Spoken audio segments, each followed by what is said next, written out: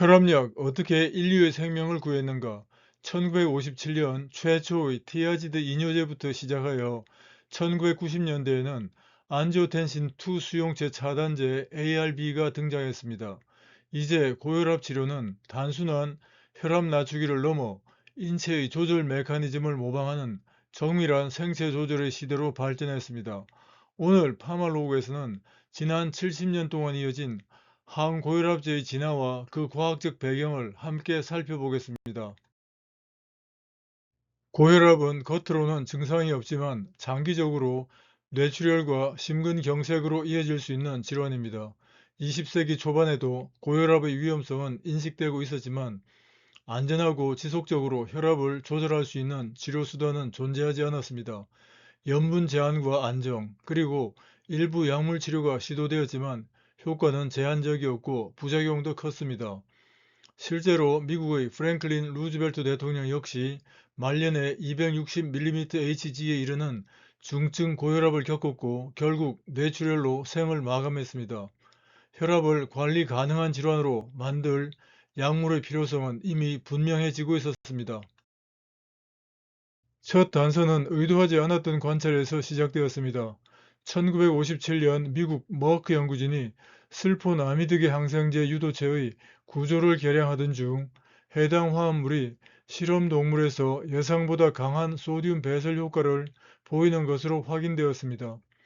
이뇨 효과를 평가하는 과정에서 혈압 감소가 함께 관찰되었고 연구진은 이를 소듐 배설 증가에 따른 체액량 및 혈류역학 변화의 결과로 해석했습니다.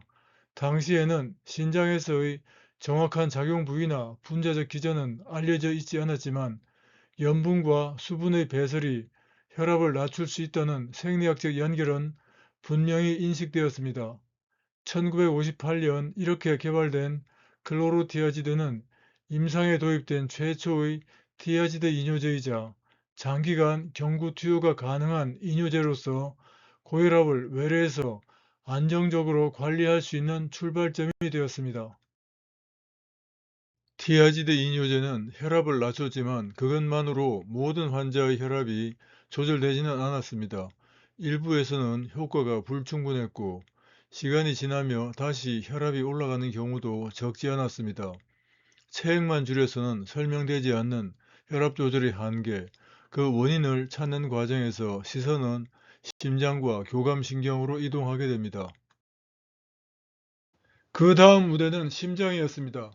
영국의 양리학자 제임스 블랙은 고혈압과 협심증의 공통된 원인이 교감신경 자극으로 인한 심장의 과도한 흥분에 있다고 보았습니다.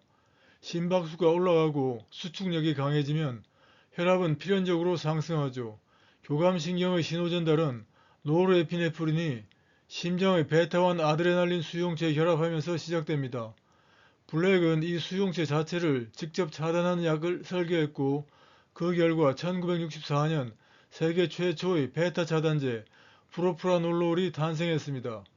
이 약은 심근의 수축력과 심박수를 모두 낮추어 혈압을 떨어뜨리고 협심증 발작을 완화시켰습니다.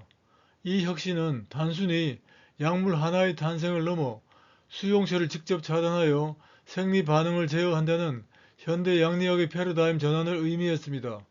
제임스 블랙은 이 공로로 1988년 노벨 생리의학상을 수상하게 됩니다.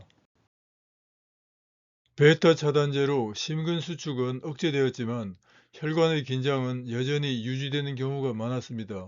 심장과 혈관에 함께 영향을 줄 수 있는 표적이 필요해졌고 그 탐색 과정에서 주목받는 것이 칼슘이었습니다.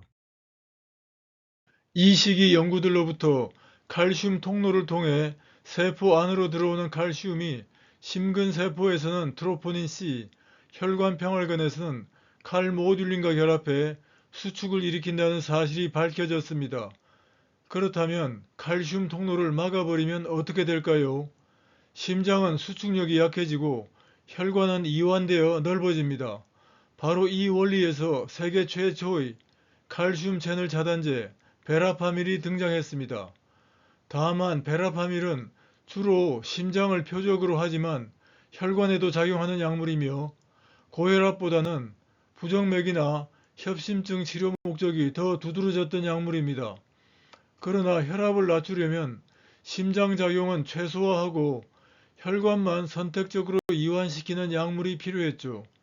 그 고민 끝에 등장한 것이 바로 혈관 선택성이 강화된 니페디핀이었습니다. 칼슘 채널 차단제로 혈관은 분명 이완되었습니다.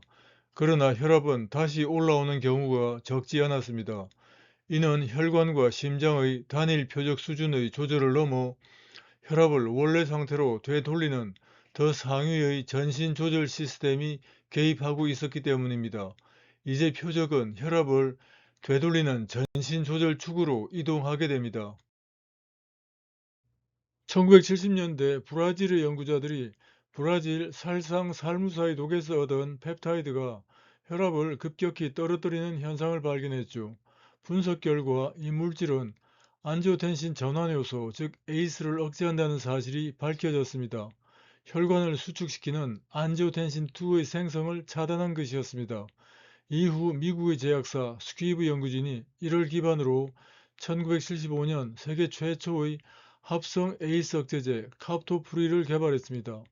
카프토프릴은 단순히 혈압을 낮추는 약이 아니라 레닌, 안지오텐신, 알도스테론 시스템, 즉 RAAS를 정밀하게 제어할 수 있는 약물의 상징이었습니다. 1981년 이 약은 FDA의 승인을 받으며 공식적으로 시장에 등장했고, 이제 고혈압 치료는 RAAS 축을 직접 제어하는 전략 단계로 진입하게 됩니다. 레닌, 안지오텐신, 알도스테론 시스템을 제어하자 혈압은 분명 내려갔습니다. 이는 안지오텐신2의 생성 자체를 억제함으로써 전신 조절 축의 출력을 낮춘 결과였습니다. 그러나 혈압을 보다 직접적이고 정밀하게 조절하기 위해 다음 표적은 혈관 수축과 체액 반응을 실제로 유도하는 안지오텐신2의 작동 지점, 즉 말단 수용체를 직접 차단하는 방식으로 이동하게 됩니다. 연구자들은 한 단계 더 나아가 안지오텐신2가 결합하는 AT1 수용체 자체를 차단하는 전략을 세웠습니다. 안지오텐신2는 혈관 수축, 알도스테론 분비, 그리고 교감신경 활성화를 통해 혈압 상승의 가속 페달 역할을 합니다. 1986년 미국 머크사 연구진은 AT1 수용체의 결합 구조를 분석해 세계 최초의 AT1 수용체 억제제 로사르탄을 설계했고 1995년 FDA 승인을 받았습니다. 이로써 ARB, 즉 안지오텐신2 수용체 차단제는 고혈압 치료를 기전 중심의 설계 과학의 시대로 이끌었습니다. 고혈압은 하나의 기전으로 설명되지 않았습니다. 그래서 약물도 하나로는 충분하지 않았습니다. 고혈압 치료는 이제 단일제에서 복합제로 진화합니다. ARB 다음에 오는 복합제는 단순한 병용이 아닙니다. 인체의 혈압 조절축, 즉 신장과 혈관 그리고 신경이 이루는 복잡한 시스템을 하나의 약물 설계 안에서 동시에 제어하려는 시도이죠. 에이스 억제제나 ARB가 레닌, 안지오텐신, 알도스테론 경로를 제어하고 칼슘 채널 차단제가 혈관 저항을 낮추며 이뇨제가 체액량을 조절하듯 복합제는 이 세 경로를 상호 보완적으로 통합해 인체의 피드백 회로가 만들어내는 반작용까지 차단합니다. 그 결과 목표 혈압 도달률과 환자 수능도가 높아지고 혈압 조절의 안정성도 유지됩니다. 결국 복합제는 인체의 혈압 조절 메커니즘을 복제한 6세대 고혈압약의 완성형이라 할 수 있습니다. 이러한 것들 외에도 특수한 혈압약들이 있었습니다.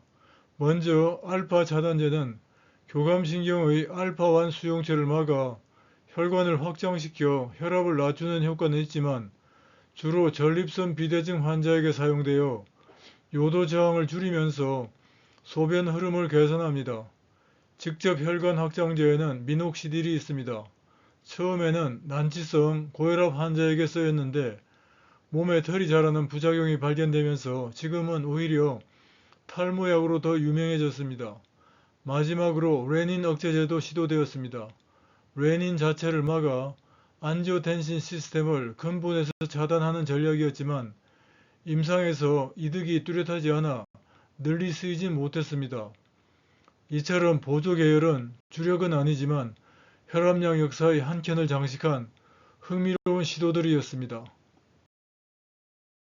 마무리합니다. 이 이야기는 단순한 고혈압약의 역사가 아니라 인류가 혈압이라는 생리 시스템을 어떻게 이해해 왔는가에 대한 구조서사입니다. 함께 해주셔서 감사합니다.